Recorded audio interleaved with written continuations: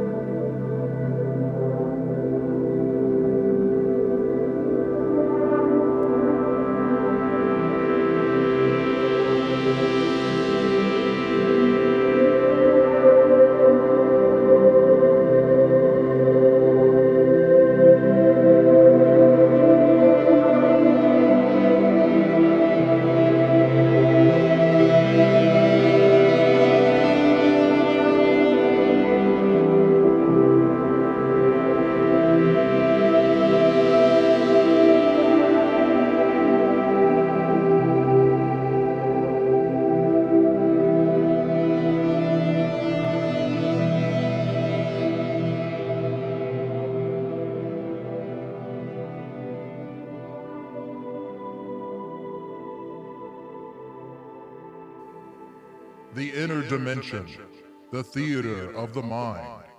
Is it merely a place of escape or another realm of existence?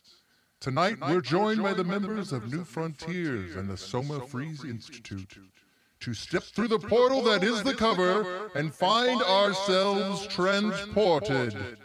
Welcome Andrew, and Justin. Yeah! Yes. Good to be here.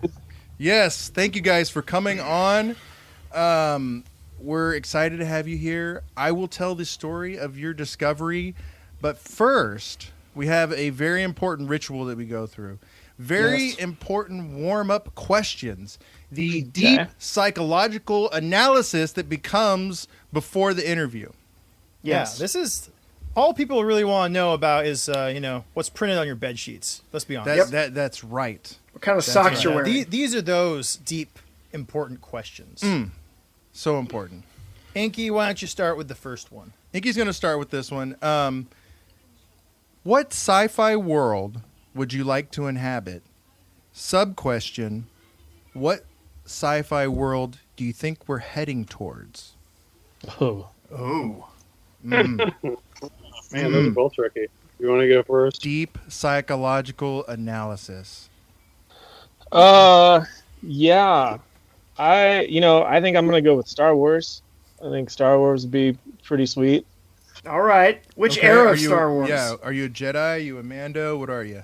Well, I mean, a Jedi would be pretty sweet, but I would definitely want to be some sort of star pilot. Ooh. I mean, I guess anybody can be kind of a pilot there, so that's pretty sick. It's really that's what it's about. I just want to be able to fly all the crazy ships. Have a picture of Porkins in your locket. Exactly. When you die, like sparks explode from behind you. I think it's too late, man. I think you're probably one of those foldy mouth dudes that plays in the bar. Doot doot doot doot doot doot on the synths. You're in the cheese band. Yeah, I'm stuck on fucking Jabba's barge. Just out in the desert, sweating my balls off for like. There you go. That's right. Playing set after set. The little gremlin guy. All right, where are we headed? Are we headed to utopia or dystopia? Ooh, yeah. Headed, I'm gonna go. I don't know if this counts as sci-fi, but I think you guys know that movie Children of Men. Yeah. Oh yeah. Clive Owen. Yep. I see more parallels with that. Yeah. It's like increasing. I remember there's like a line. Whatever happened, and they're like, yeah, and America just descended into chaos, and we haven't heard from them in years. Like, that's very real. That's what I see. Government control. But they're not totally trying to control your life. Eat your greens, folks, so that we can all stay fertile, so we don't make Justin's nightmare come true. No, that makes sense, especially living through what we're living through now. Mm-hmm. All right, Andrew. Yeah. I guess I'm probably prompted by somebody's background, but I guess I'd say the Blade for a sci-fi world to live in. Yeah. Get you some noodles. There's still hope buried out there, so it gives you something. I'd rather have that than like the future of like hardware or something, like there's some morsel of hope in there. Yeah.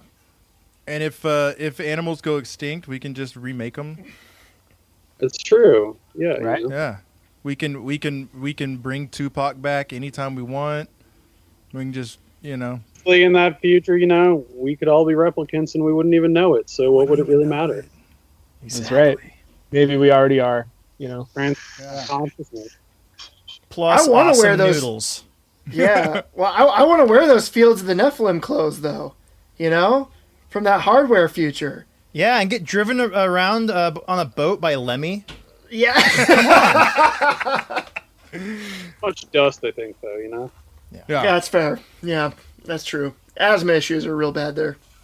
All right, so I'm going to give you guys the second. Oh, wait, no. Wait, Andy, no. Where are we headed, Andy? Yeah, where are we headed, Andy? Oh, yeah. I guess I don't really. I'm going to side with Justin with Children of Men because I did watch it again like a year or right at the beginning of the pandemic, and I was like, this rings a little too true right now. Yeah, I can definitely see this happen. A little too real. It's like an Arrival sort of future, but I don't know that that's going to happen anytime soon. Oh, where the aliens show up and they spray their hot ink everywhere. They're like, this is how we talk. I'm just communicating with you. All right. Question All right. number 2. Yeah, I'll take this one. I have a little more of a serious one for you guys. we're going to delve a little more personally, so I hope that's so cool. Which of these songs do you feel most identifies you as a person, okay? Cher's Believe, Creed's With Arms Wide Open, or Smash Mouth, You Might As Well Be Walking in the Sun? This feels like a trick question.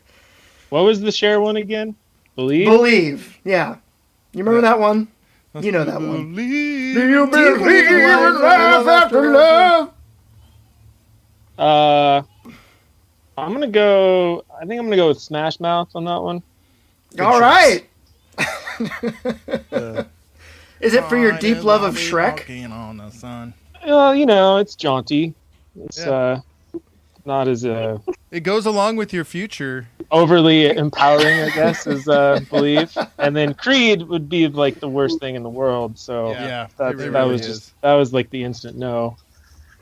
For me, That's what caused the dystopian future, not the infertility. Yeah, too much But Creed. the increase in Creed sales. That Smash Mouth song has great guitar tone. If you ever really listen to it, it's got this great '60s fuzzy thing going on. Don't try to make Smash Mouth okay. Decoder. I'm just saying, like there are things in some of those songs that are all I'm right. just saying their tone is pretty good. I mean, you got to give them that Hey, at least. good tone is good tone. Smash Mouth or not. yeah, that's true. All right, I will give you what that. do we got? I guess I'm gonna go with the Cher song because I have the lead. Cher. No, Cher's got great tone. She was real toned back in the day. That's true. Your psyches have been decoded. I got one more. Oh, I got one more for you. here we go. So analysis is not done. Which 80s Bill Paxton are you? Oh, Is it just 80s? Which one would you want, or which one do we think we are?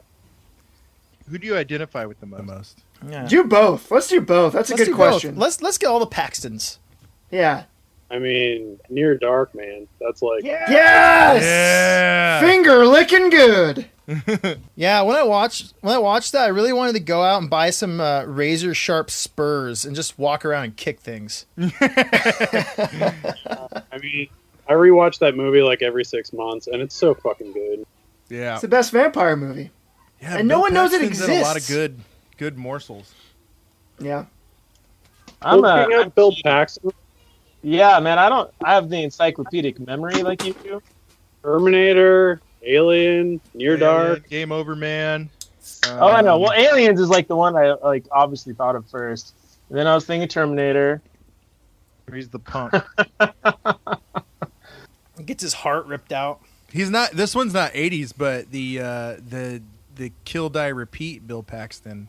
Well, hold on. Let's not yeah. forget, there's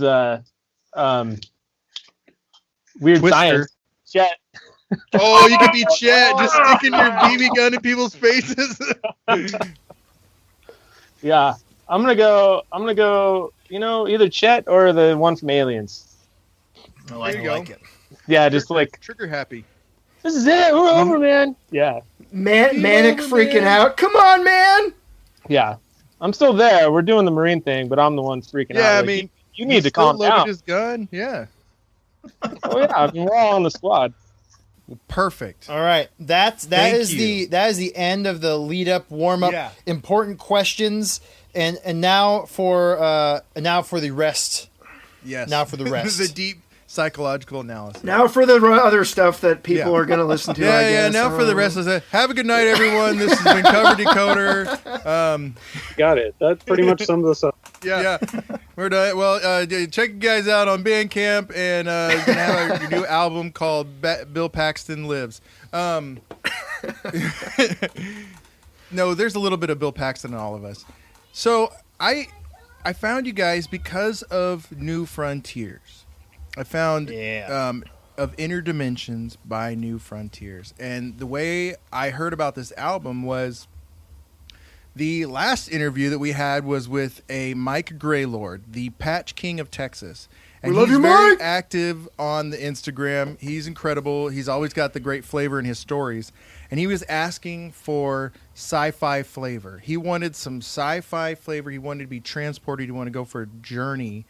And he listed as your album as one of his picks.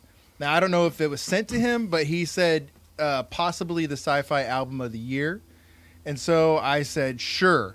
Clicked on it, started listening, and immediately was bathed in synth. Synth flowed into my pores.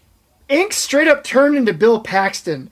Because did. he texted me like the next day being like, dude, I just did something impulsive. I hope it's cool. Usually consult. I listened to it. I really liked it. I had to send him an email, man. Yeah. At the time, I was Twister Bill Paxton. I was picking up dirt and letting it like flow in the wind, letting the synth move through my balding but still full hair.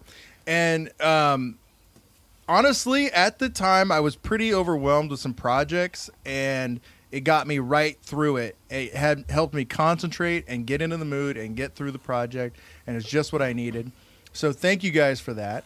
But that is how I found you, and that is how I emailed you. And we want to have you on here tonight because I love this cover. The cover's incredible, and I'll go ahead and describe the cover that we're looking at for the folks on audio. Yes. And again, if you want to see these slides, we have them on our website, coverdecoder.com. So we have, and I have the album in person because Andrew so graciously sent us a package full of delicious covers, and we've got this mountain, this rocks, these Roger Dean-esque landscape in my opinion, and it's done in this like blue noise gradient to brown, and then the background, the sky has got this like light yellowy tan that is the same color as the paper, and there is a well-defined sun, not totally in the center, but off to the left a little bit. And good rule of thirds. Yeah, it's a really good rule of thirds. It's on the other half. It's not right center, because right center we've got this awesome rock mound. And then now that which is at that rock absolutely looks like an old man. Yeah, it's with got, like a giant a nose. face. I think it's got a giant face on there, dude. Yes. And, yeah. And, holy shit, it does. Yeah, do you see it? Answer questions 3. Speak, friend. And the path I shall reveal to thee. But now that I have it, I'm seeing like triangles everywhere. I didn't notice that on the digital version. But then we have a figure that is silhouetted, and the figure is going vibrant blue to vibrant pink. Real nice pop of neon. Yep. I love the cover. It like I said, it's got that Roger Dean feel. It's minimalistic, but has a lot of stuff to look at the same time. I just want to know how you guys created the album, how you guys found the artist, what the influences were, and one of the things that also caught me was on your Bandcamp, you have something introducing the album, and it says, "Seeking an awakened consciousness through the sonic journey to your inner dimensions." Whoa. There's a thing on there that says something about positive energetic music for the positive nihilism movement. Yep. Thank you, Bringineer. I couldn't get it out. I was curious about that myself. Yes, and I want to know what that means. So I just did the wrong thing, and I piled a bunch of questions on, but I kind of want to start with that one. Let's start with that one. So what is the post-energetic music for the positive nihilism movement? The record, I don't know. So I guess I'll give backstory and how the record / project came to be a little bit. Let's explain it. So for Free Institute, and I've been doing my solo project Meridian Arc for a couple years before that, and just is kind of a break creatively from all of that. I wanted to just try something that had nothing to do with anything and had no parameters or no obligations. And so I had just started doing these like free form improv things. It was just turn on a bunch of synths in our studio and see what happens to try and make something kind of mellow what you described as your experience with the record for the first time was exactly what I was hoping for. So that's pretty awesome that like nice. anyone put it on and either pay attention or ignore it and like work to it, or that tricky line of like a lot of ambient stuff where like want enough to pay attention but also to be able to ignore it. Exactly. A lot of times they just play either nothing or like the worst sort of EDM weird. Yeah. When I listen to like 70s new age or private press stuff, and I was like, man, I just need to like make something that gets you into that headspace. Yeah. Scratch that itch. It's just kind of free form. And so because we were playing off the new age thing of the 80s, and they all were kind of loosely off of like the self-help movement and a lot of stuff. I wanted to be a little tongue-in-cheek about it, I guess. And then I just like the idea of like making up this sort of movement that the project was a part of. And we weren't even sure originally when we started doing it if we were going to like say who was making it or anything about it. We were just going to like let it be and see what happened. So it felt kind of fun. It felt kind of fun to do the post-energetic music for the positive nihilism movement. Because first of all, what the fuck is that? Yeah, I was ready to sign up for the newsletter. In fact, I hope that you guys got my dues that I sent. I don't know if it was you. Maybe it was a different New Frontiers. But man, I was ready to don the orange robe. I love the photo. I've got the photo here on the slide of you guys on your Bandcamp with the major Rolf and Florian vibes going on with your Kraftwerk station. And it always has like a picture on the back cover of like everyone or the one person in the project looking too serious and too based, and it's always just the stupidest outfits on and railroad station or something totally bizarre. We're gonna go for it. We're gonna really do the whole deal. This is our art. This is our lifestyle. Well, I bought it fully. I was like, this is it. Yeah, well, like, so Andy was saying, he started making all this kind of different sounding stuff that he was just doing on his own for fun. And like you mentioned, we were doing Soma Free Institute, and I think we were still doing the depth stuff where we would, I think we were still doing that. It's where that was this thing where we would soundtrack movies live. And so we would like loosely, we'd like rehearse them. Anyway, I'm not going to get into that. First thing first. So I just kind of came into the room and Andy had some stuff playing, and I just kind of turned on the synths and started noodling around with it.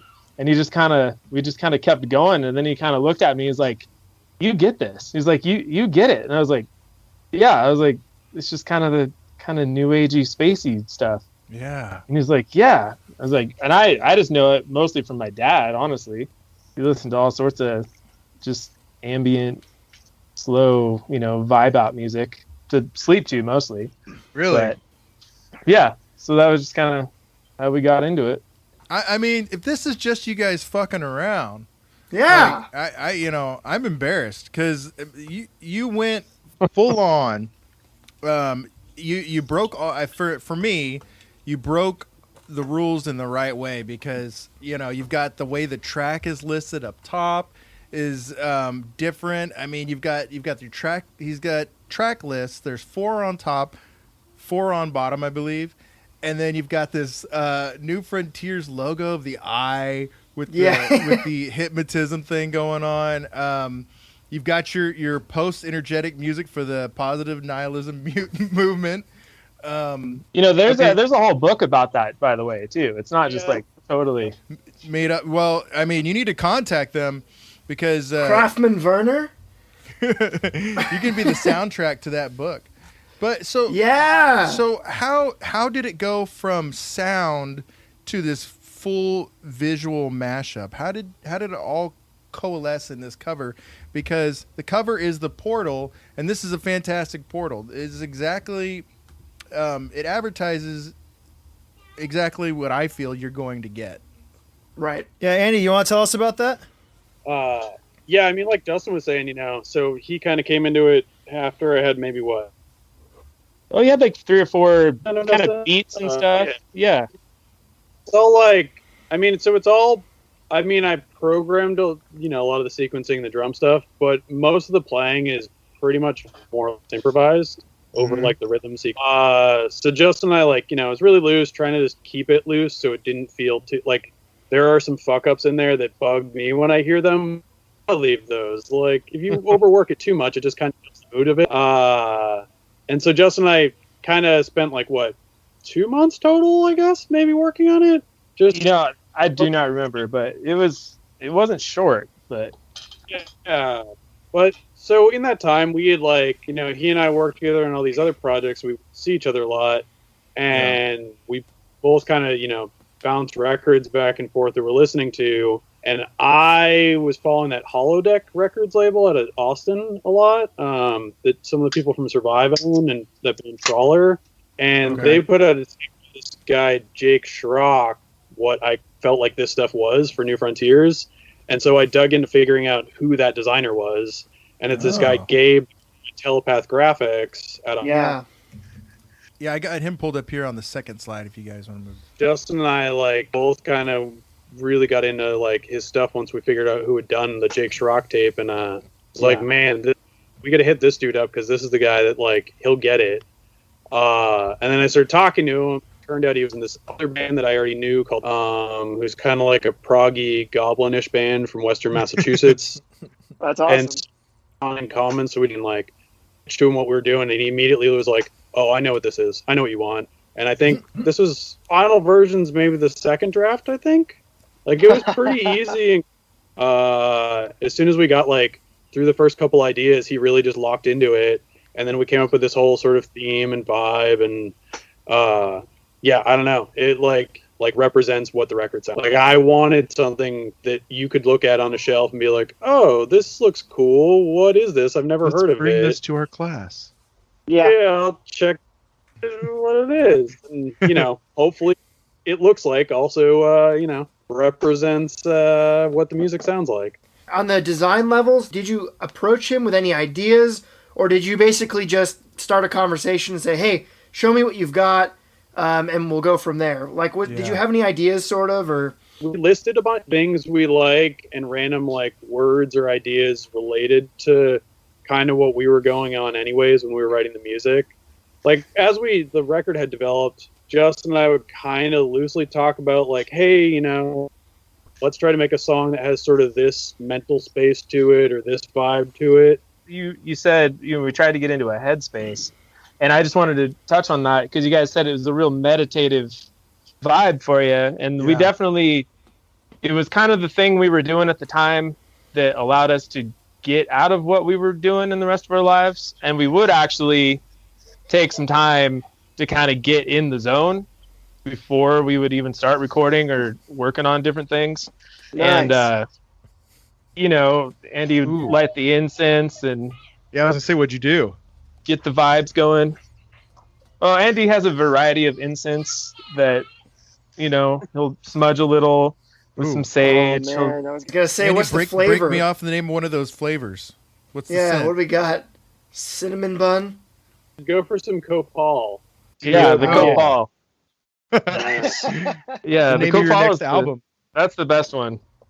But Oh yeah, that's gotta be the so we next get album. the vibe going, and then, like you said, after, like, he had a few kind of things already worked out that we worked through, and then it was just kind of bringing up different vibes that we were kind of like, well, let's try to do, one I brought in was the, like, sunrise. It was like, I was driving and I was like, oh yeah, what if we tried to capture this mood? And then basically that's how we started sending emails to Gabe with Telepath. Is we'd kind of already created things from, like, a imagery way, some of it, and then we were able to pass that on. Yeah, so you had some morsels. Yeah, and then we were looking at a bunch of, at least I was, for, like, things I sent, was this dude Upper Astral. He did a lot of stuff on Valley of the Sun Records and just a lot of their aesthetic. And there's that Windham Hill New Age record label, you know what I'm talking about? No, that's awesome. There's a new age label? Oh, there's a bunch. Yeah, Yeah, it's coming back in a big way. I thought those were just produced by beach stores. Dang, Well, you guys could have been on the Lords of Dance label. Or the Celtic Noises Dude, label. yeah, this could have been at the Walmart where you press the buttons and you hear the... yeah.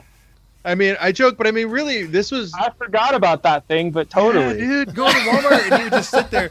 Your mom would be buying beans or whatever, and you just be there for like an hour and a half just trying out the different whale sounds. Dude, I'm going to try a gray harbor whale. I mean, honestly, this is my first toe dip into this kind of like thing. I mean, honestly, these guys know I have like the 80s German taste in music. I want to have the synth. I want to have the poppy synth, just synth wave all the time. I want to dance all night long. And so when Tapes listened to this, he was like, "Dude, this is not your jam at all." I was like, I know, I needed it. But I've got real quick. I pulled up the Jake Schrock. Some Jake Schrock. Are these the albums you were looking at? The tapes? Yeah, the Tropical Depression one. Oh, God, this is awesome. It's so good. Like, I've never even heard of this. Like everything. This is amazing. Look at that green. Yeah. Look at that. It's so fucking. And that tape cover is exactly what that record sounds like. Like, it's definitely got like a laid back vibe to it, but it's a lot of programmed drum. You're totally right. But for me, like that green and the way that wave on the cover, yeah, man. Like there's this cool kind of mysterious but lit vibe that I get out of it, which reminds me of like the vibe when you like are chilling in a room and it's raining. Like there's the shadows from like the blinds on the wall. Yeah. And like this is for me, and that's just how I see it.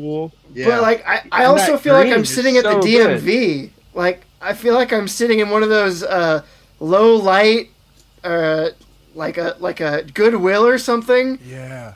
Like from it's just the color palette is so I guess depressed is the best way I can put it, but I know I love it. I don't know why it's so catchy. This but is very specific. This looks like you get those like too many cooks. You get those weird like 70s or 80s like B movies, and their little the production logo pops up, and it's always got that like shitty like detuned like little jingle that comes up. Yeah. This is what that looks like. Yes, kinda, yeah. But we love it, and you can definitely see the evolution here, and I like that.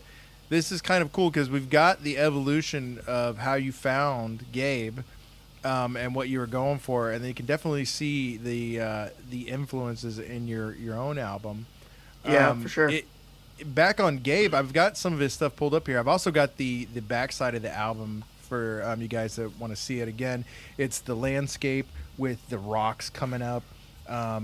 Sparse bushes, but very, very otherworld or dream time, maybe going on a walkabout, listen to this music. But yeah, I've got some more of Gabe's stuff pulled up here just as an example of his works. And this is his Telepath Design logo is great. He's got the eyeballs, but again, that great grain texture. Man, I've been really into that texture lately of just like eroding. Well, it's like that stippling Virgil Finlay that we've talked about in the past. This is like some super retro looking pen and ink stuff. I'm not sure how he's getting this done, but you can add noise. I think a lot of what influences him too, or the final stuff of his is I guess I don't know what influences him, but what helps make his look is that he owns a risograph printer. Ooh. No, I don't. But I went to his Instagram, which I've got linked here, and he was like, "New year, new Riso," and I was like, "I don't watch much television, so I'm not sure what." Why don't you tell us about that? Yeah, what is that? Yeah, tell us about the Riso. Yeah, please. The risographs are like essentially a shitty photocopier, but instead of just a black toner cartridge, do multicolor. But it's not it kind of works in the same way that like screen printing does. So you have to do like print all of one color, reload all of the paper, print the next color. So the registration's always a little off, and it creates this like weird degradation in a lot of the prints because the toner doesn't always sit perfectly on the paper, depending on what kind of paper you use. Dude, I love that. Poster prints and then like zines that he makes that are on his risograph. And to me, that's kind of like what makes part of his overall look is like that texture that gets into it. Oh, that's really cool. Yeah, like it prints it like pre-made retro. Yeah. It's not retro, it's the actual thing, you know? Yeah. It's the machine. Yeah, I mean, I don't think Right. if they even make new ones anymore. I think you just have to get a refurbished from like Well, I was just going to say, we say retro, but I guess we could be saying analog. Everything's so damn digital. Right. When something's, not necessarily retro, but analog, when I can hold this shit in my hand and feel the ink lifting off the page a little bit and having different, different variability, I mean, that's important. Yeah. And you can definitely see it in his work. Yeah. I also really like his type layout. Yeah. Absolutely. All the stuff that he's done for Holodeck, it's just all around awesome, I think. So I just want to say too, it was really cool to hear you guys just intro. Oh, I know. Like the whole thank you. You kind of like went on that, and it's actually like. Oh yeah, this whole time I've been trying to think of like I meant to say like thanks earlier, but that doesn't quite sum it up. I'm like, it's wild to hear other people talk about this project. It's such a like compared to all the other things that Justin and I have worked on separately or together. Like we've put the least amount of work into this, and or did you? Well, we also thought it was probably the lamest thing we've done too. Whoa! I mean, we've just made it because we wanted to make it. Yeah. Working on it, it was like the experience of making was something that allowed us just kind of step out of our own headspaces while everything else was going on in life. Yeah. So it's like very flattering and mind-blowing me that anybody else would actually find this record and be like, oh, this is cool, I like this. Yeah. Like, that's weird to me. So the short version is thank you. Yeah, I mean, for me, that definitely translates over into the music. And at the time, it's exactly what I needed because I was squirreled up myself. And I was, trying to fit things, honestly, I'm in one of those modes right now where I've got things stacked on things. I've got deadlines kind of staggered. And for me, this was just what I needed. I didn't even know I needed. That's why I was so excited, and I kind of just threw a bunch of questions at you as you're trying to drive away. It was one of those things where I didn't even know I needed it, and then maybe this is a good segue to move on. Yeah. It exploded. So we wanted to talk to you It about really did. this cover and these things, but then you sent us your package, and we've got the Soma Free Institute, which is on the little card. So it's got this whole list of things here. And the Soma Free Institute was interesting to me because I thought of Aldous Huxley immediately.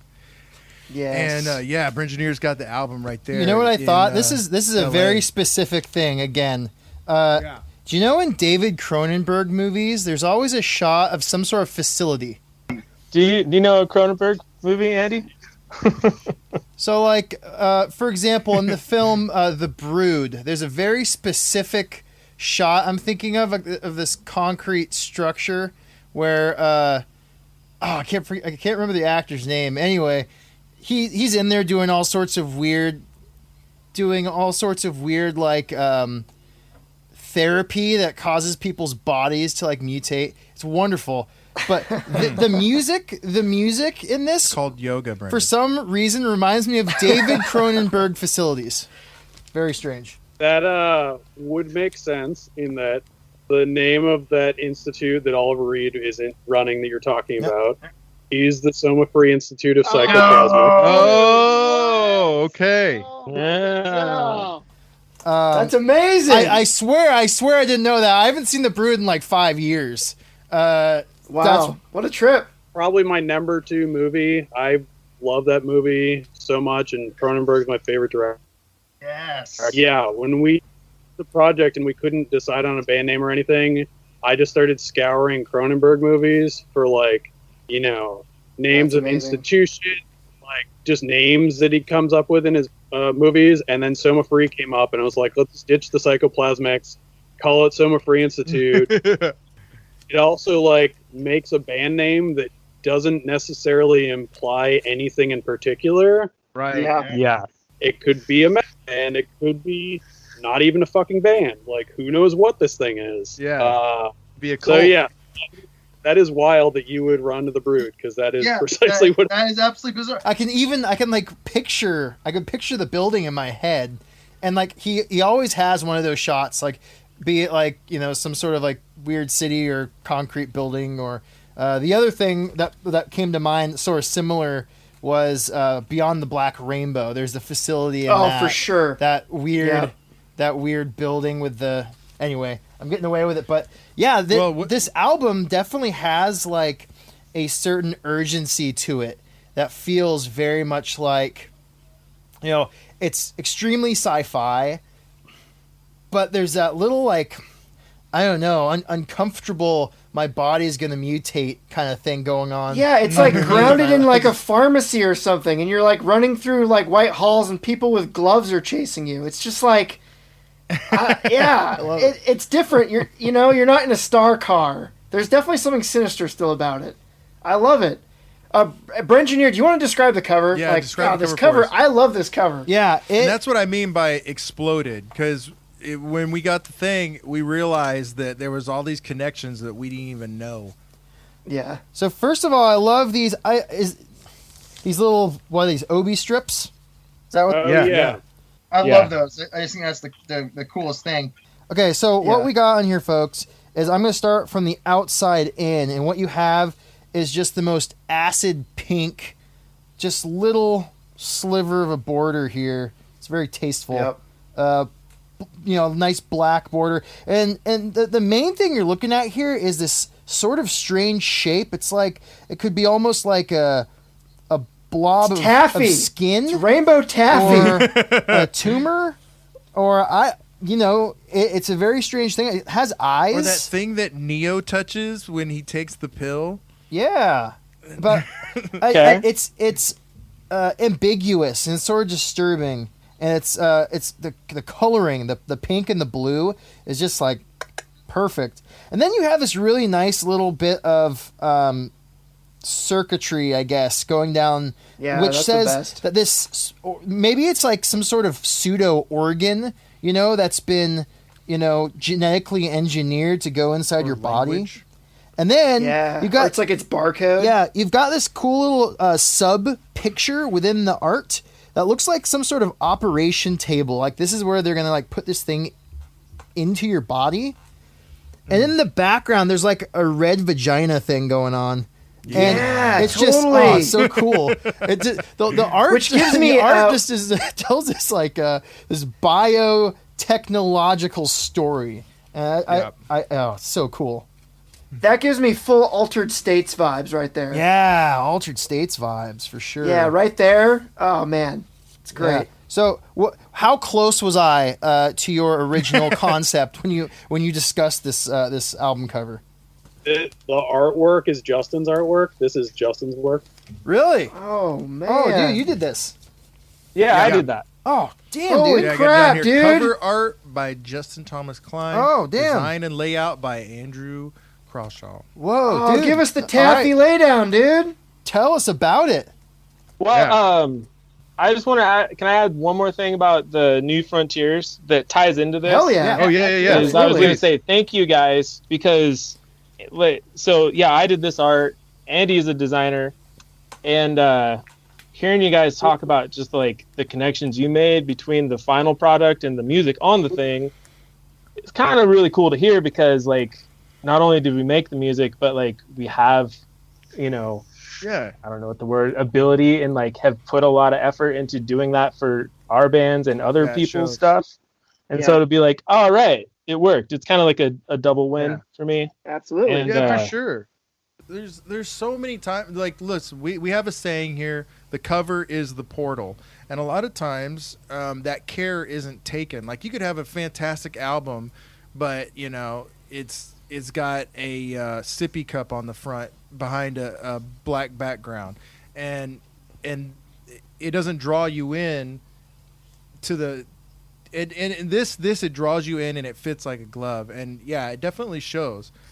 So thank you for creating such good portals. Yeah. But then for this thing, I was going to point out. Can you tell that it's a hand with a VHS tape in the little window? What? Oh, Right. Is it? All of Wait, let me get in here. Oh, I gotta get in here. Oh, I see. Dude, Okay. we're decoding on the So spot. Look it's at a all hand the with a operation VHS. tape. Oh, and dude, it's, it is a and tape. it's heading towards the It's the going vagina. into the Cronenberg Tapes hole. once Yeah. that big. Dude, it's getting inserted. I thought it was a. Oh, that's so sick. I just got it. I thought it was one of those T-shaped operating tables. You know, you go on there with the arms out. Both. But you're totally right. It's a VHS. Oh, I can't unsee it. With a That's hand. the thumb. Oh, it's freaking awesome. Oh, Oh, that's so good. oh, There you it's go. a beautiful All right. thumb. We love that thumb. But yeah, I Damn. don't know. I don't really want to give away the thing because I like that you guys have all these crazy interpretations of it. And I just want to let that ride. Yeah, it's part of the fun. I will say the circuitry is lettering, but I won't tell you what it says. Okay. So just go I like over the maybe mystery. like the process of getting here. You don't have to tell us what it means, but maybe how you got to this point. I was wanting to mess around with 3D graphics. Okay. And this was I made the image in Cinema 4D, and so I actually like sculpted it in 3D. God, that's Like awesome. that was cool, and so I was like learning as I went because I had never done anything in this.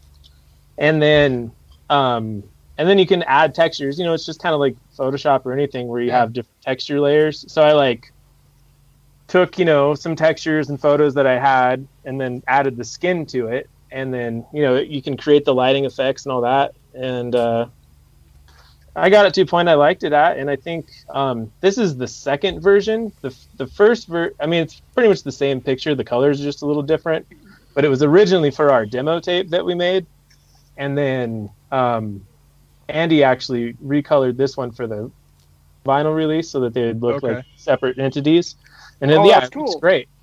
And then the she's the last where I was going with that. I was gonna say. So when I originally did this is probably one of the only things I've ever sent to Andy that he just responded with, "Fucking killer." There was no other anything else. It was just fucking killer, and I was like, on the other end of my text phone, my phone. I'm just going, yes. Yeah. Okay, so how did you guys who came up with this? Andy, did you come up with the Soma Free, and then you said, "All right, Brood, Cronenberg, make something," and then so how did the idea? Who came up with the idea to do the cover, kind of thing? Oh, I was just on my own on that, but yeah. I mean, I think so. We had we kind of started this project randomly. In that we didn't have any shows. We were asked to play a festival in Pittsburgh, and so then we kind of made it into a real band. That's awesome. And so the whole thing kind of moved really quick. We needed to make a demo tape layout. It was kind of modeled after the animations. And other than that, I was like, Justin, he and I actually, one of the movies we did for the Depths thing he was talking about was Altered States.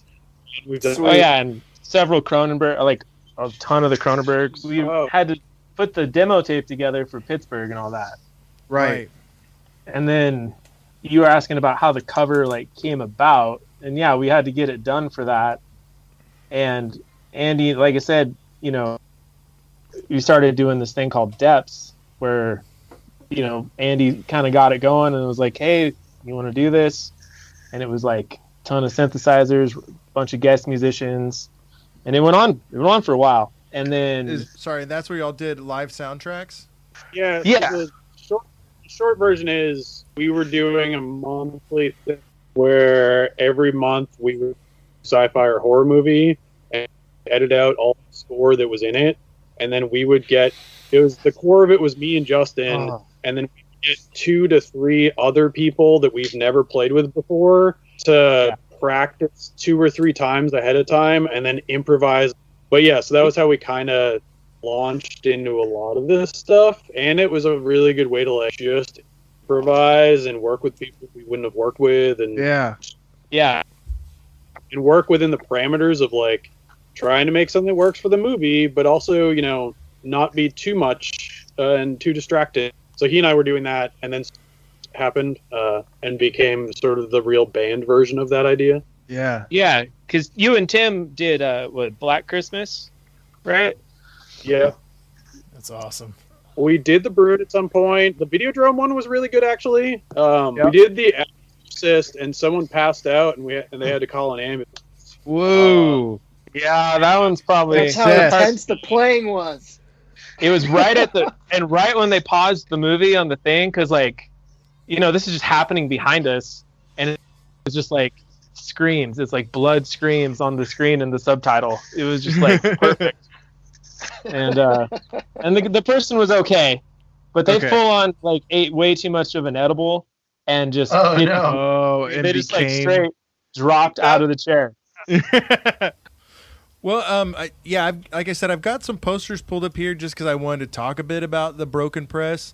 Which do you have any of the posters that you did for your depths? I know they're on my Instagram. Well, so I've got the thing up here that I grabbed off your Insty. Is that one of them? No, maybe like THX, The Exorcist. You said Black Christmas. Black Christmas, The Brood. Actually, yeah, I like that. Oh, there we go. Oh, it's cool. There's Black Christmas. Side note, Instagram. And I noticed that Telepath just put up a new record cover he finished for the new Baldocaster record. Which, which is an awesome cover. Baldocaster. So there you go. Wow. So did you hear that episode that we did on Bandcamp? Did. Oh, crazy. We'll have to. We're in the middle of an interview right now.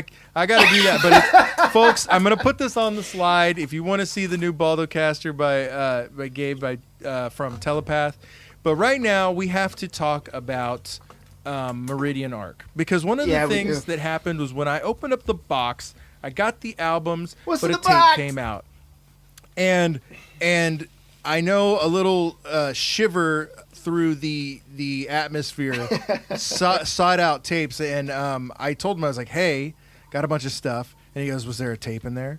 And I said, yes. And I brought him this tape, and he was like, does that say I didn't even like bring it to him yet, it was just through text. He's like, is that Meridian Arc? And this is what I'm talking about when it exploded, because Tapes has a story about Meridian Arc. Yeah, I mean, it was, again, it's just amazing how these things connect, but how many years ago? I can't, it's got to be maybe 5 years ago or something like that. The Brengineer was like, hey, man, so Brengineer is a record perfectionist. And what I mean by that is if this dude has, like, the slightest scratch or cut or, like, anything on his record, it's out.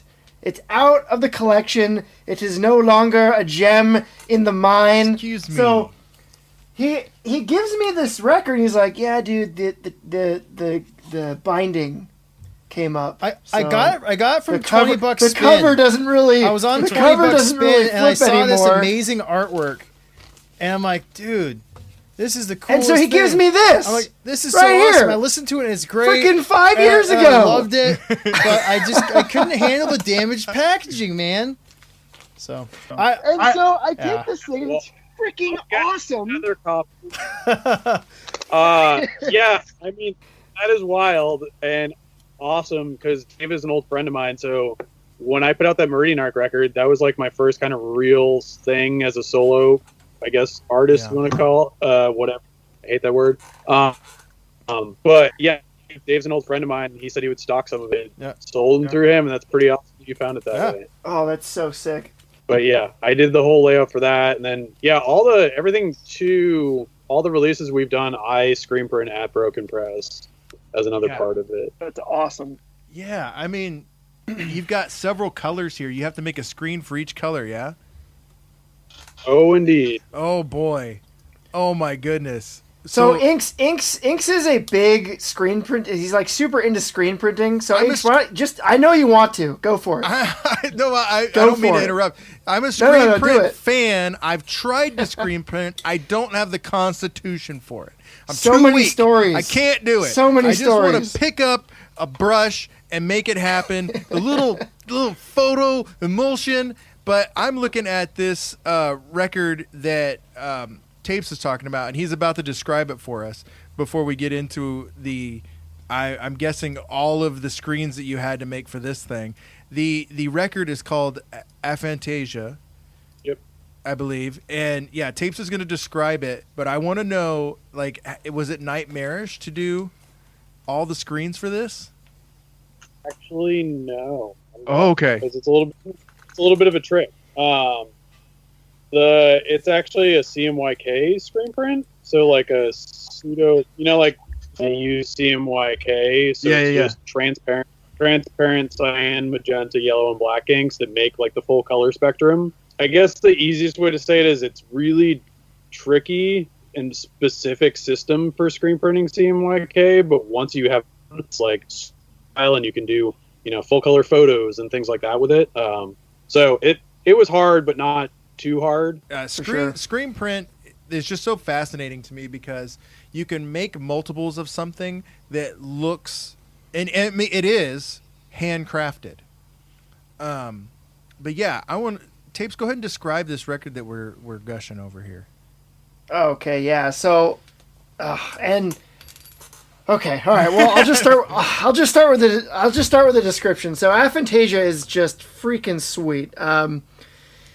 You've got your 2001 cube floating in dark space. There is like some sort of cosmic explosion going on in the background, and then coming out of the side is a planet, and then in the middle is just this beautiful clash of bright colors. And if you zoom in, there's details in here. There's like there's like a spaceship in here, and then there's another planet and a moon, and I'm not quite sure what this thing is. I think it's a space station, and you've got this this alien sphere hovering, and it's just beaming light into this poor woman's eyes as she's looking into it, and it's like programming her, and she's going to another planet, and she's seeing some shit, and there's space camels on top of this Gandalf planet walking into the hypercube. What I love is how retro the helmet is. It's like a straight up 60s. It is. It's like first walk on the moon. Raquel Welch or something. Yeah. That's fantastic. So, please explain that's my eargasm for you listeners. We're gonna get the story behind it now. Let's see if I can remember the story. So yeah, I think I was saying that it's like I made the record as kind of an imaginary soundtrack to a sci-fi movie that didn't exist. Yeah. And forget. So I think I heard the term aphantasia, like a podcast or something. It's essentially it's a condition in which you don't have a mind's eye, like people who medically don't have the ability to like see and imagine like their images. And I just thought that was super fascinating and wild. Like I couldn't imagine living life like that. Like it just seemed so bizarre. I kind of just wanted to like riff on the imaginary soundtrack and the idea of someone who's like going through this, weird dreamlike journey, and the things that they would kind of see going by them or all the different things they would experience in it. So I guess like the woman in the, in the astronaut's helmet is kind of like the protagonist, and everything, all the different worlds and places and things she would have gone through. And then it just sort of the idea of like, was it a real thing? Was it a dream? Was it what was it? I want someone to see this on a show. Oh, what is that? That looks cool. Like, this seems weird. And, have the record look like, hopefully, what the music sounds like or similar to it. Yeah. Well, and one of the things I love is because I mean we've looked at a lot of movie posters on our time in the show. Yes. And this is one of those cases where Inks, for example, hates it when you put too much on a movie cover and it gives it away. But it works if there's enough chaos to where you don't know what the movie's about. Yeah. Yeah. This could absolutely be a movie poster. Undoubtedly, this would be an awesome movie poster, and like you would know it's a sci-fi, maybe horror movie, but you would have no idea what this thing was about. This is what movie posters should look like, and they don't. Yes. They need to point you in the direction. If I saw this, I would be stopping what I was doing and going into the theater and watching whatever it is. Space Camp. Yeah. Sadly, it'd be from the 70s. It'd be directed by Roger Corman, and but everything would be. The Soma Free Institute would be doing a live soundtrack to it. Yeah.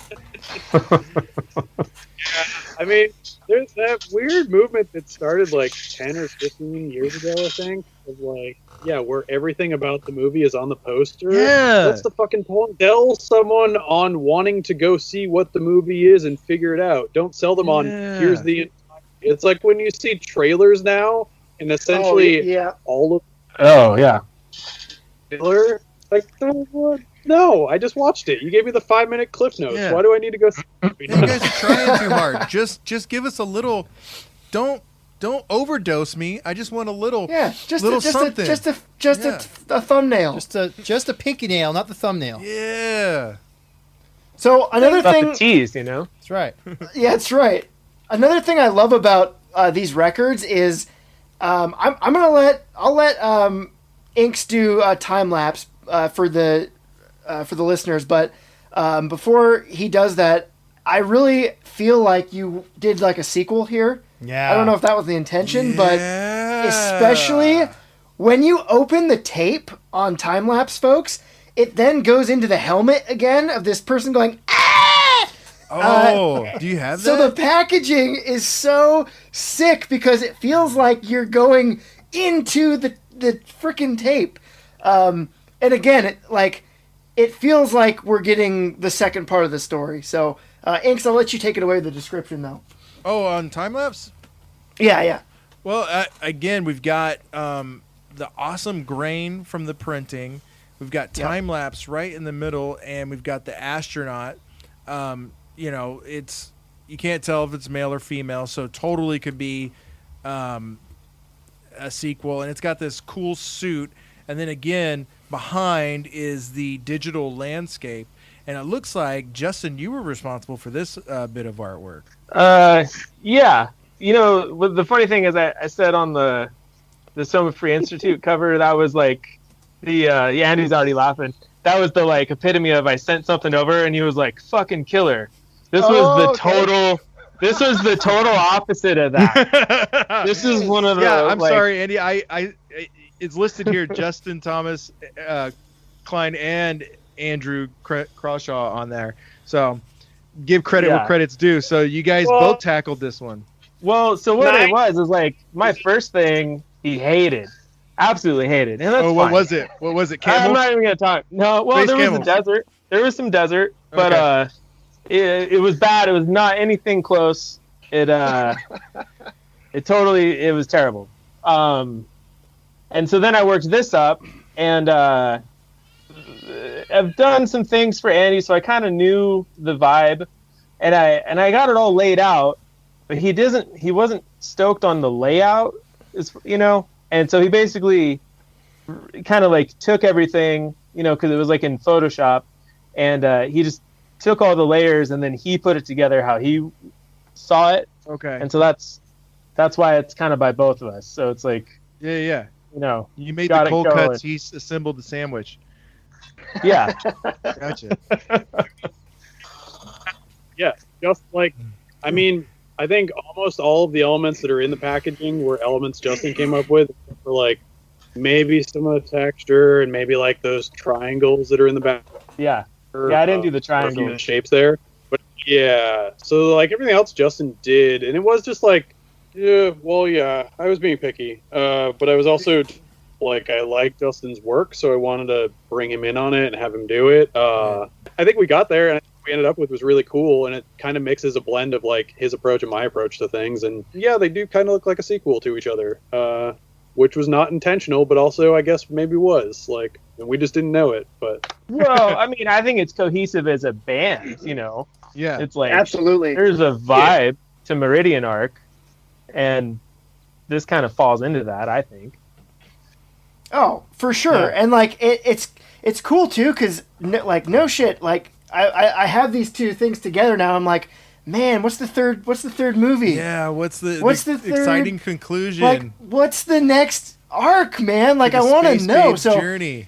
Yeah, it really feels like, you know, there's this continuing journey, and I kind of love this in the new synth movement, because a lot of bands are kind of doing this now. I mean, I'm not saying that you necessarily have like a story in your mind or like you're creating a thing, but even without that, even just like the title tracks and like I said, the art. Who was responsible? Were you both responsible for like the inner work on like the cassette and all that? I don't have one in front of me, but like you said, like I kind of had all the imagery except for some of the like shapes. And it was all put together in a different type of mix, and he took it all and did it. You know, that's the design and layout, and also the art. Sure. Well, and it was like I said, it blew me away when I opened that tape, honestly, because like I don't know necessarily if it was intentional. I have to believe it was at that point, but like when you open that thing, yeah, you totally see like the person, and it's done in these squares, like yelling, and it tells a story. It tells a story, you know, regardless of if you wanted to. So I had all that in a totally different way, and then we got to the point where he just had the files, and then when I finally got a finished tape in my hands, he had done the super cool O card thing. So when it has the sleeve, and then you slide it open, and then there's the guy's face, and I kind of had all that as one thing, and then he did it that way. So he like broke them apart. And I thought that was super cool, because I hadn't actually seen what he did until I had the tape in my hand.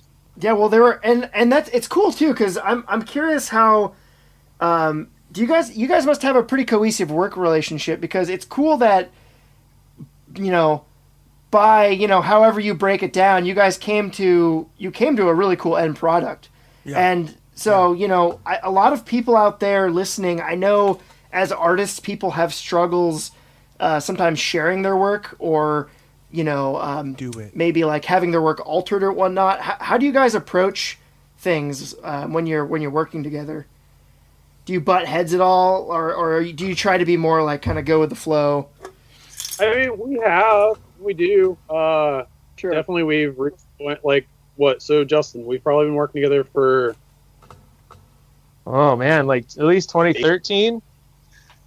Yeah, something. So, and I mean, you know, we've worked in different capacities on the different projects we've done. I think our working relationship is both take a little bit of being a dick to each other occasionally, and not take it personally. You gotta have that.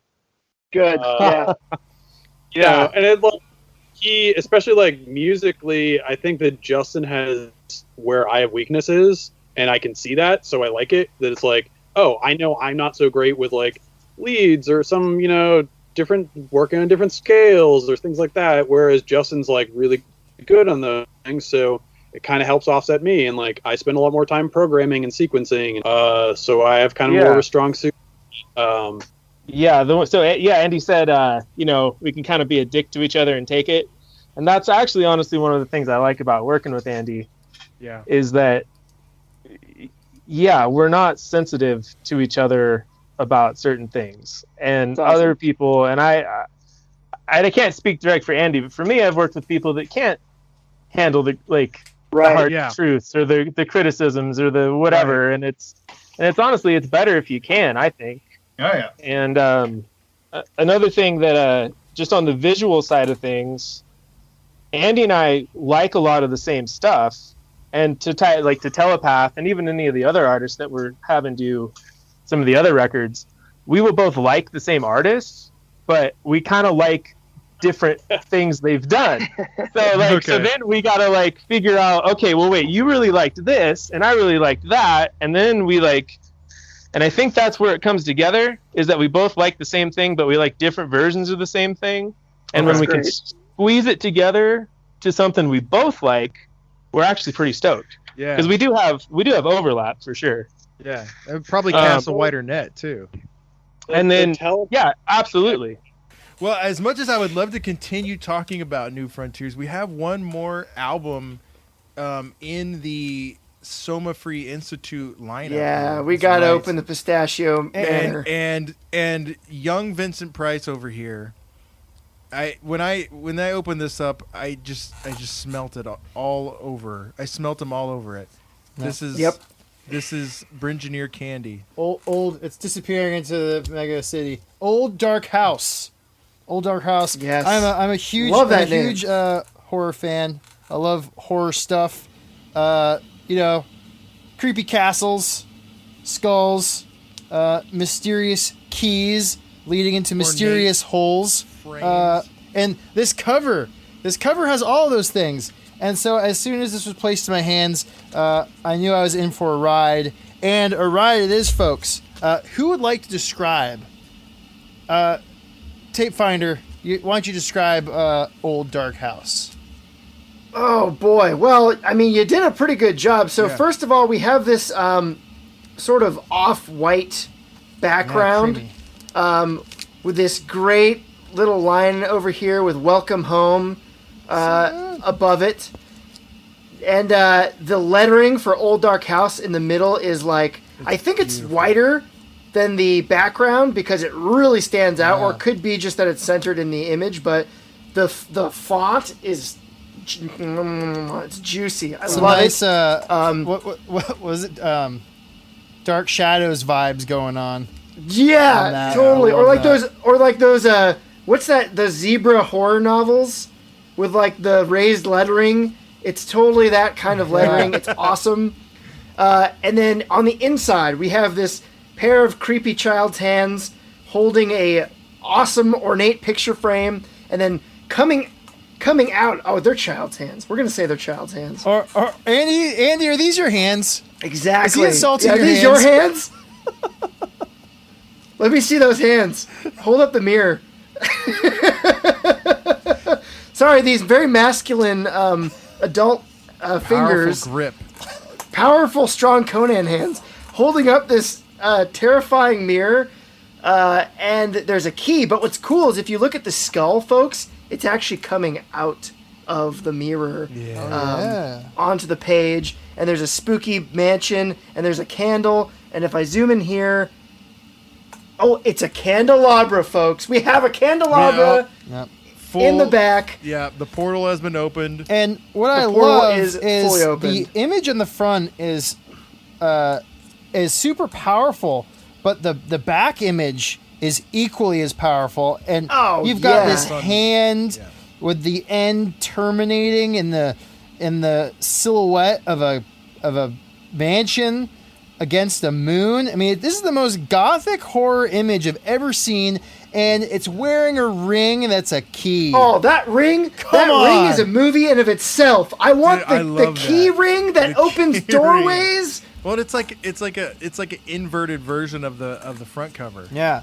So where you were doing sci-fi kind of stuff before, clearly at some point you decided to do an old gothic kind of soundtrack with some truly disturbing vocals. Tell us a bit about this project and how it came about. Oh yeah, I'm super curious. No, none of it was intentional. I had from that Aphantasia stuff that I from when I made I can't speak anymore. From when I made Aphantasia, I had a bunch of songs that I just didn't think fit it. And the singer on the record, who's the other half of Old Dark House, is my friend Corey Brewer, who's a longtime Seattle musician. And he and I had been talking on and off for years about like trying to do something together and figure out some project or whatever. And, you know, those things don't always happen. But I had all this cast off stuff that was like 60% there, and I just didn't think it fit Meridian Arc. So I just sent him all the files and told him to do whatever he wanted to do with it. Oh, that's awesome. And then he sent me back like these 3 or 4 songs, fucking read, and then we put together like a full record of it. And as we started kind of sculpting the songs, we decided like to again do this, not necessarily imaginary soundtrack on this one, but like a theme and a story. And when he started writing the lyrics for it, we had this idea of like an old mansion and doing sort of like the, old Vincent Price styles or Hammer, those kind of like those horror ghost movies. And we just wanted to make a record that kind of fit that realm, but it also like, I think it ended up sounding like half of what Meridian Arc sounds like and half of what Corey's sounds like. It's to me a very odd record, but I like it. I agree. I absolutely agree. In fact, when I put this on, the first track came on, and I was like, "Oh man, this is cool. This is like some King Diamond like leading me into the mansion." But what I wasn't expecting was that every single track was going to have singing through it, and it was like I was like, "Whoa, what kind of journey am I on here?" Like basically there's something very dissonant about the singing and the music that almost shouldn't work, but it does. Yeah. And it really, that creepy haunted house vibe works so well. Like, I'll be honest, I actually had to listen to it a couple times, because the first time I was like, I don't know if I like this, to be totally honest. And then I kept listening to it, and I was like, what is this vibe? Like, it's an uncomfortable album. And that's why I love it. It is, yeah. That's why I love it. It is. It's just like, it's a journey. It's an uncomfy journey. I don't know what this is. Like, what did we just make? And I don't know how much I like it. And then I started listening to it, and then it got kind of seeped in my brain. I was like, this is actually pretty cool. I think I like this. Yeah. And if no one else ever likes it, that's fine. It just felt, I mean, I definitely get what you're saying. There's like, I take it as a compliment, because to me, you're listening to a record for the first time and you're like, I don't fucking know. Like, did I like that? And then you have to like listen to it again and decide like, no, yeah, that was good, or no, that was terrible. But like, sometimes it's that stuff that like doesn't quite click initially. Right. And I think it's really interesting. But yeah, I mean, thank you. Like it was totally like we had no idea where it was going to go or what was going to happen with it. And I think like my sensibility and Corey's sensibilities are like that much different. Again, it's like what we were talking about with Justin and I, and like that's the fun part of working with other people, is like you don't know what the end product's going to be, especially if it's like people who you have a different, don't have much of a relationship with or have never worked with before. So you like don't necessarily have any idea. And I think that's the coolest stuff, because it kind of pushes you out of like whatever box you've ended up putting yourself, like, cool to work with other people, because it really pushes you out of that place. One of my favorite things about all your guys' stuff is how everything, none of it looks the same, but like everything from the packaging to like, it just, everything feels like it's part of a collection. Like, like it feels connected, like, a lot of groups, you'll get like a weird hodgepodge of different artists, or I don't know, just it doesn't, it's not as copacetic, but your guys' stuff is just so cohesive. It mashes so well. Yeah, cohesive. Thank you. Cohesive. Yes, one more time. Cohesive. I love the experimental nature of everything. Like, you just, like, it's funny to hear you say like, oh, this was just something we were kind of messing around with. Yet you've got a inside to the tape. You've got the front. You've got a back. Everything seems so well thought out and planned. And I think that shows across all of the care. records. There's so much care. There's definitely, these are craftsmen at work on the Soma Free Institute label. And I think that carries through all of these pieces we've talked about tonight. Absolutely. For sure. And thanks for joining us, guys. We're about out of time. We want to open it up to you just to give shout-outs, recommendations, anything you might want to say. Absolutely. Yeah, and the future. Yeah. Well, I mean, first, thank you guys again. Like, we really, like I was saying, we've been working on all these in kind of fits and spurts for a couple of years now, and it's like, and it's just cool to see how people are receiving it, and people are receiving them. And it's cool to hear that like one of you said it feels like a collection. And that's totally Like, I love when you find like a label that you like, and then suddenly you start getting a bunch of that stuff, and you can see like something similar, even if they have totally different artists on it. And so it's cool that I'm glad that translates out there.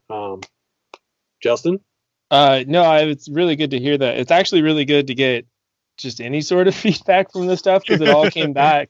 It all came out last year, and like, during all the lockdown stuff, and it's like, we haven't played any shows, I haven't been out to a crowd of people, so it's like, it's just cool to actually like get some feedback that wasn't from family and friends, and I'm glad you guys are hearing that. Visually, it's awesome to hear that you guys are picking up on the way the label releases are trying to all come together as a group. We've definitely put a lot of work behind the scenes in that, and we're trying not to take the easy route where you just kind of make the same template and plop the stuff into it. It's so that idea of care, a lot of that really comes from Andy handling the packaging and the printing, and it's really cool to hear that. So thank you. Yeah, of course. It's the full package. Yeah. Do you guys have any projects coming up or anything you're going to be dropping soon? I'm glad we're getting the vibe across. Yeah. Yes, the vibe is definitely there. I gotta thank again. The intangible vibe. I gotta thank again. Mike Greylord on Instagram. He's always got good flavor. He's one of those people that's just always putting out stuff, but he's kind of a flavor curator, and that's how he hooked me, is going through his sci-fi quest. That's awesome. Yeah, it's always awesome when stuff comes up like that. Yeah, I love hearing when people find stuff. And it's crazy that the Meridian Art connection from before, finding the record years ago. Dude, that just like blew my freaking mind, because like I listened to Soma Free and it was rad and I liked it, but to be honest, it's not like it's not really my wheelhouse. Like, I listened to it and I enjoyed it, but then he's like, oh yeah, and they do this, they do this other stuff, and I was like, okay, cool. I'm like, Meridian Arc?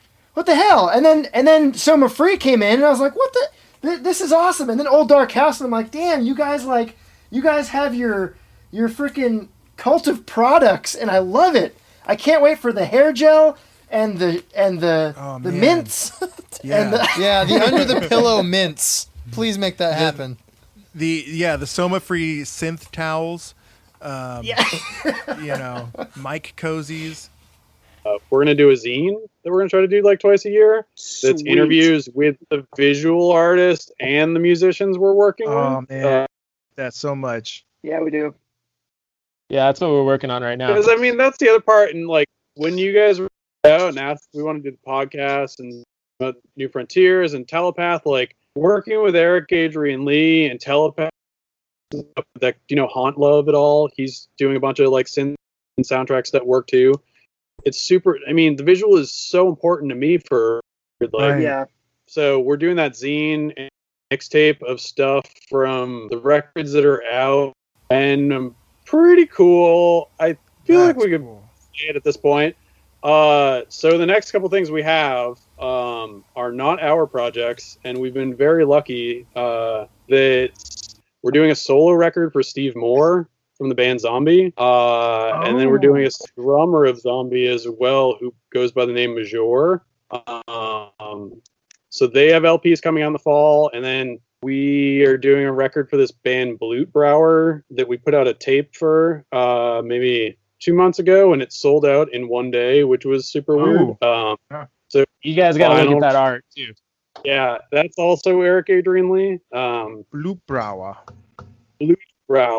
And it's what else do we have going? Oh, and then a record from this British synth guy, Death Count in Silicon Valley, who, if you like Berlin School stuff and Tangerine Dream and sci-fi soundtrack, absolutely.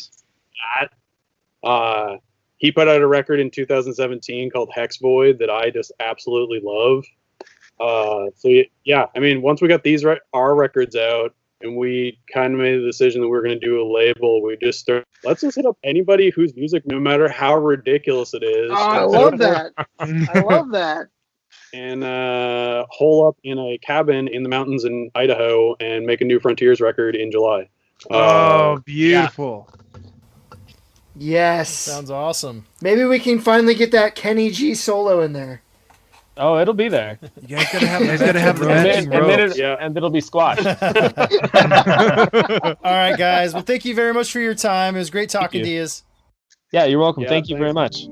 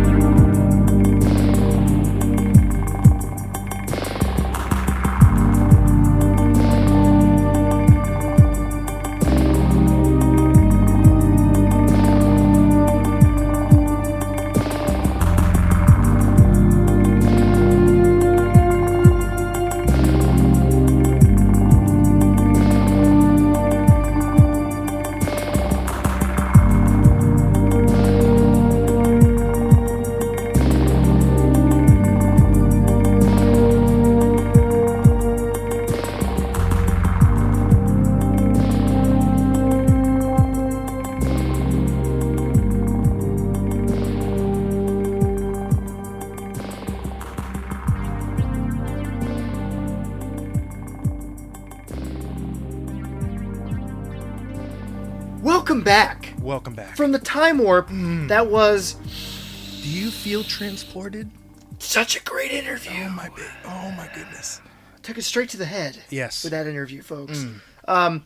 2, creative boice. Yeah. Sharing a sleeping bag, coming up with That's great right. riffs. At the time after this interview, they are in the mountains working on more synth enlightenment. Yes. Dude, I can't wait. They're cooking s'mores with each other, and they're just having a wholesome experience, creating handcrafted music for you folks. And it's not just that. As you listened, as you heard, art. These guys are artists. They are true artists. And I love the inception details of their covers. Yeah. Dude, so much amazing stuff. It kept making me laugh because, you know, Andrew would say something like, "Oh yeah, we were just kidding around. We were just seeing like, you know, there was just something like a project that we had done, and it was just like, you know, we were just messing around." And yet they create a full-fledged album, fully printed with just craftsmanship involved. The ink is perfect. He's got all the credits on there, crediting great artists, all the people that were involved in making the album. And it true artists. You know, they love artists. If this is you just messing around, I'm not sure if we're ready for, you know, a full. We're ready. We're ready. Yeah, we want I'm ready. We want the want coat. We want the trench coat to be pulled back full in the frontal. middle of the street, so everyone can see what you boys have to offer. Because folks, you got to check it all out. The whole catalog. SFI Records. They got so many cool things happening. They're really doing it. The ball's rolling. They're Their following is growing, and finally, we get to talk to some West Coast boys. Nothing against the East Coast. We've interviewed East Coast boys all year, and it's been fantastic. But finally, we have some representation over here on the Westies, and we're just we see we needed a pine scented car tree. Well, I just want to see that synth pincher move on America. You know what I mean? Yeah. We had the wave coming from the east, and the wave is so strong. But you need a little bit of help from the phalanx over here on the West Coast. Synth pincher move. That's right, folks. And you got to check it out. Just really awesome guys. Super gracious. Yeah, so good with their kind. time. And their whole thing about working together and about being creative and just the way they work together is really inspiring. Mm-hmm. I know for us, we love that stuff at Cover Decoder, and I hope for all you out there listening, you took something with you, and whatever you pursue, whatever creative endeavor, we talk about covers, we talk about art, but whatever it is, approach it with that passion and find your Frodo, find your Sam, as Inks likes to say. Get someone to carry you. And share the load. Yeah, that's right. I mean, and really, I feel like they're doing it right. They're doing it the way we want to see it. Gone are the days of old where record companies take advantage of people. These guys are giving full attribution to the artists because they are artists, and that's what is important, folks. Yes. And speaking of fellows, of sharing the load. That's right. We have to announce, folks, another individual who has stepped up to the weapons rack. That's right. Has grabbed his giant paintbrush and has joined us on the front lines, folks. The Cover Defense Force. Fellow cover seekers, we gather once again to anoint another member of the cover cult, Chad Keith. Thou hast tasted from the pitcher of primordial pigment goo. Thine pupils have dilated upon the art gods. Yea, thou hast had thine face assaulted by the acrylic monstrosities of Dave Dorman. Thou hast accepted the creative embryo to course through thyself and to burst forth as a fresh canvas covered with throbbing muscle mutations like Richard Corbin. Thine hast Beasley muscled buttocks and a sword worthy of Frazetta's form. You join us with honor in the phalanx of Cover Legiondom. Welcome to the Cover Cult. Welcome, brother. Yes. Yeah, y'all didn't Chad know Keith, when you take up that awesome. coin, it's like He-Man's sword.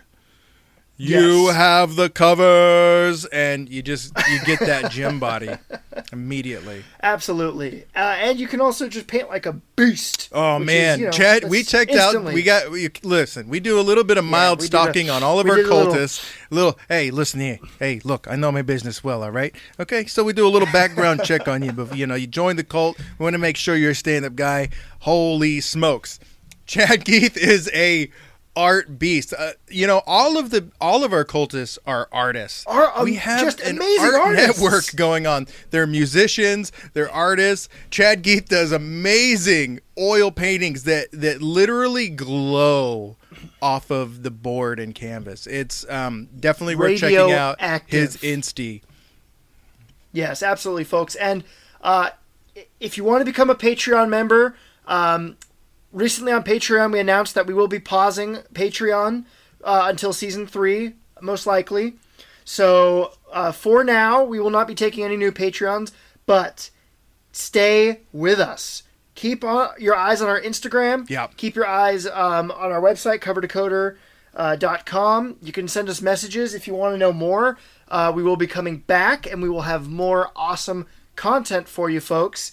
With that, folks, we are honestly quite excited. Next episode will be our season finale. Ooh, yes.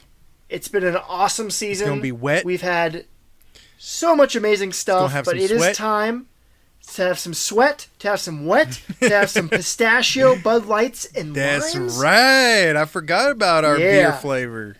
That's right. We're going to be talking about some summer blockbusters, folks. That's right. So, one of our favorite episodes. Hang out with us next time. Hear a little bit about the future of the show. Yes. And we will catch you next time. And remember, sometimes cover creation is better in twos.